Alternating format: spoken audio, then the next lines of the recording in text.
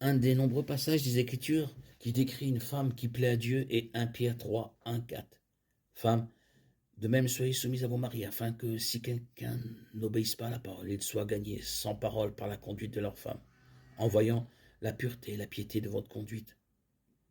Que votre beauté ne soit pas due à une parure extérieure, comme des tresses, des bijoux d'or et des vêtements raffinés, mais à la parure intérieure, à la parure incorruptible d'un esprit doux et paisible, qui est d'un grand prix devant Dieu. Cela nous dit qu'une femme doit être pure et vivre pour Christ afin de pouvoir gagner un mari perdu sans parole. Cela indique également qu'elle ne doit pas se soucier autant de l'apparence extérieure que de sa vie spirituelle, sa vie intérieure. Pour les femmes, il existe quelques illustrations de ce que doit être un mari chrétien. Bien que la personne avec laquelle vous envisagez une relation ne soit pas votre mari, vous devriez rechercher des qualités qui témoignent de ce genre d'amour.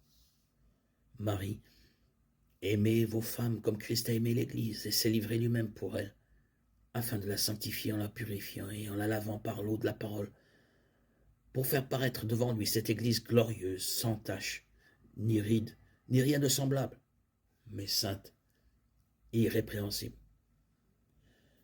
Vous ne trouverez pas une personne parfaite avec toutes ces qualités, mais Dieu vous permettra de voir si une personne avec laquelle vous envisagez une relation s'efforce de lui plaire, tout comme pour toute autre décision importante de la vie des relations, doivent être traitées avec prudence, sagesse et gérées avec discernement et beaucoup de prière.